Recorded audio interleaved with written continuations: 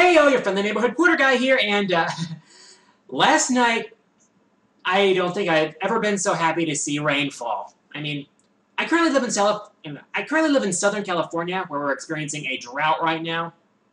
So, seeing as much rain as we did yesterday night, it was just so gratifying to see. Part of me just wanted to just run outside yelling and screaming in celebration. And we're supposed to get another big rainstorm this weekend, so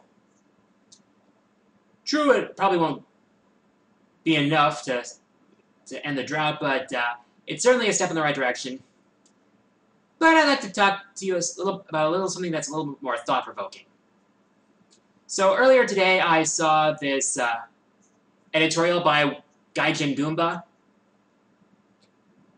It all stemmed from a quote that Keiji Inafune, the creator of Megaman and Mighty No. 9, said about why most Japanese developers haven't gone into crowdsourcing.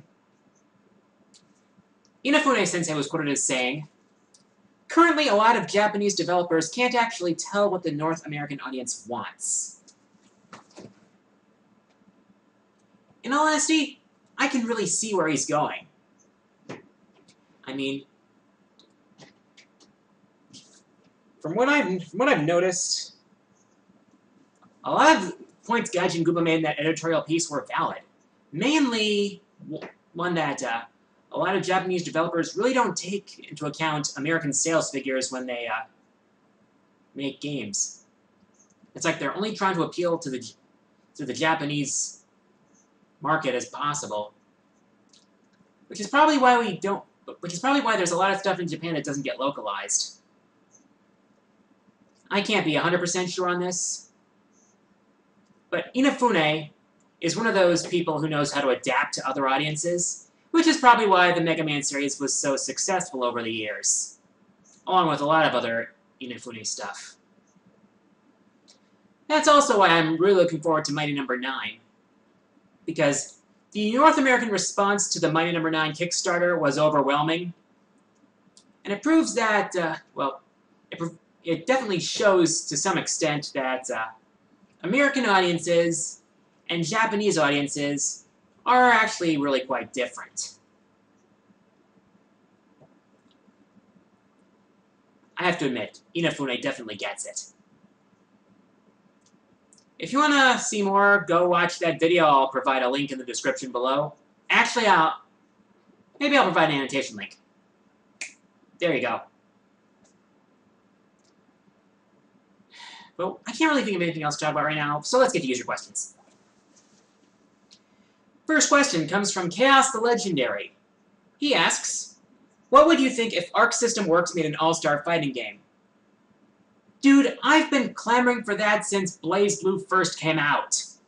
I mean, it makes too much sense. Guilty Gear versus BlazBlue, and maybe with the work they did with Examu on the console port of Arcana Heart 3, maybe they could throw in some Arcana Heart characters for good measure. Maybe some lesser-known characters like... I've heard of this game called Battle Fantasia. Definitely not as popular as BlazBlue or even Guilty Gear, but who knows, maybe add some characters from that game for good measure as well. Man, that would be such a fun game. I can already imagine it happening. Please, Arc System Works. Make it happen at some point. I would love to see Ragna vs. Soul. I would buy the game for that alone. Next question comes from Jonathan Kimmel.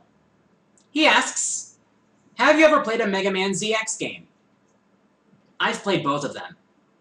And to be honest, I really enjoyed them both. They had some great soundtracks. I liked the first ZX game's Metroidvania style. Definitely enjoyed it. I liked how the game challenged you to be creative in how you defeated each boss, providing the medals and victory levels. The story was actually... it wasn't as dark as Mega Man Zero, but I was able to appreciate it at least. Well, Mega Man ZX, I'd have to say, while I do think Mega Man ZX is the weakest of the platforming renditions of the Mega Man series, I can't hate them. I just can't hate them. I appreciated them for what they were. I enjoyed them thoroughly. And I think we need a third one just so we can get some closure to the storyline. That is one thing I cannot stand. Cliffhangers that go unresolved. I mean, it happened in Beautiful Joe. It happened in Mega Man Legends. It happened in Mega Man X. Well, the Mega Man X series and the Legends series and Beautiful Joe series. We don't have any sense of closure for those series. Unresolved cliffhangers suck, you know? But the truth is, I thoroughly enjoyed Mega Man ZX and ZX Advent both. But I might give my thoughts on those another time. Next question comes from the Bob8644. He asks, what do you think of the Lego Movie? Well, I haven't actually seen it. But I have been hearing a lot of good things about it. Music, cameos, whatnot. I have heard a lot of people who I know who have seen it enjoyed it. The thing is, I don't really see a lot of movies that much anymore, which is probably why I haven't seen Frozen yet. Though people keep begging me to see that movie. I don't know. I might at some point. Next question comes from Golden14 Wolf, who asks, have you ever played the Mega Man games on PC? We do not talk about those. We don't talk about those. They're not licensed by Capcom. They were made by a completely different company. They didn't feel like... the gameplay is horrible. The Robot Masters are crap. I've seen enough to know that the games suck. I actually played those when they were vaporware. I mean abandonware. Sorry, abandonware. That's the proper term. Vaporware is when the games don't get released.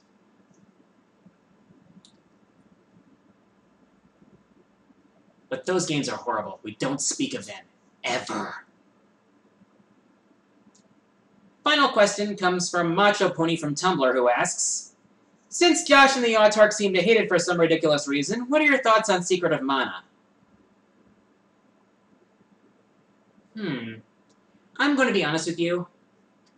I thought that game was... It wasn't... I didn't think it was terrible, to be honest. But it was nothing spectacular. The gameplay was kind of repetitive. The story was average, and the idea of having to unlock the co-op through the story is kind of... I'd say it's as stupid as having to unlock the freaking title character in a game.